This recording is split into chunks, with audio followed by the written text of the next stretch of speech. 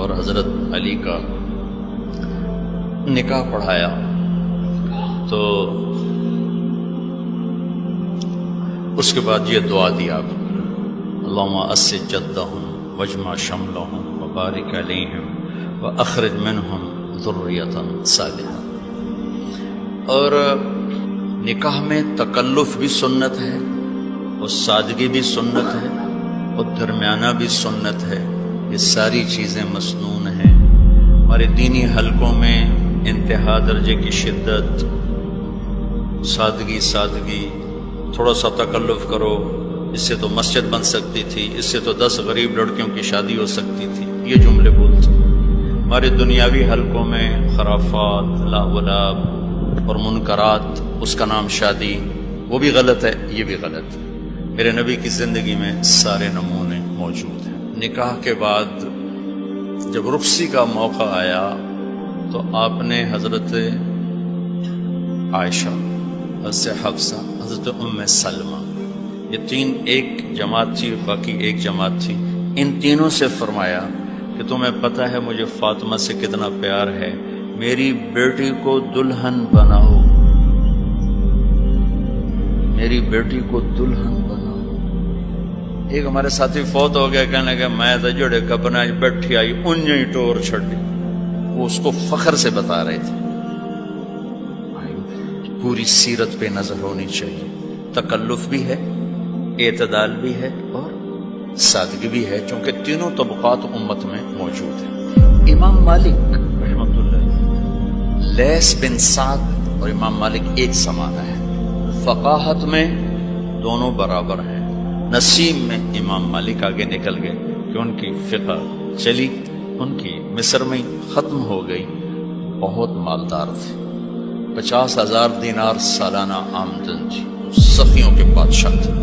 جب وہ سفر فرماتے تھے دریائی تو ایک بیڑے میں خود اور ان کے علماء طلبہ، دوسرے بیڑے میں اہل خانہ اور تیسرے بیڑے میں باورچی اور کھانے کا نظام ہوتا تھا۔ امام مالک نے خط لکھا کہ میں نے بیٹی کی شادی کرنی ہے تو اس کے لیے عصفر کی بوٹی دو جس میں کپڑے رنگین بنانے ہیں۔ مالک جیسی ہستی، عصفر وہاں مہنگا تھا، مدینے میں، مصر میں سستا تھا، تو انہوں نے 10 جوڑے بنانے تھے، 5 بنانے تھے، 20 بنانے تھے، تھوڑا سا چاہیے تھا۔ امام مالک نے 30 اونٹ بھر کے بھیج دیے، عصفر کے 30 اونٹ، انہوں نے کچھ استعمال کی اور باقی 500 دینار میں فروخت کی۔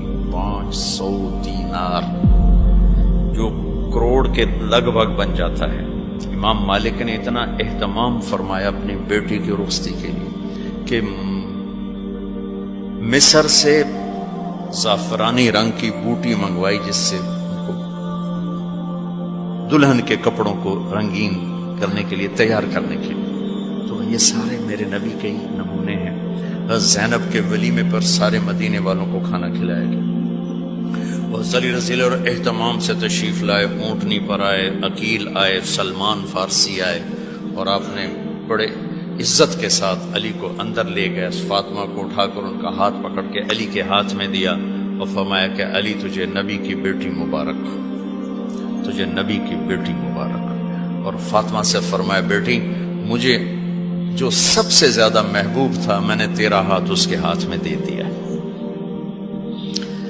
تو یہ ساری چیزیں بھائیو، نہ غریب تکلف کر سکتا ہے، نہ مالدار صادق پہ آ سکتا ہے، لہذا شریعت نے سب کو راستے بتائے ہیں، سب کو نمونے بتائے ہیں۔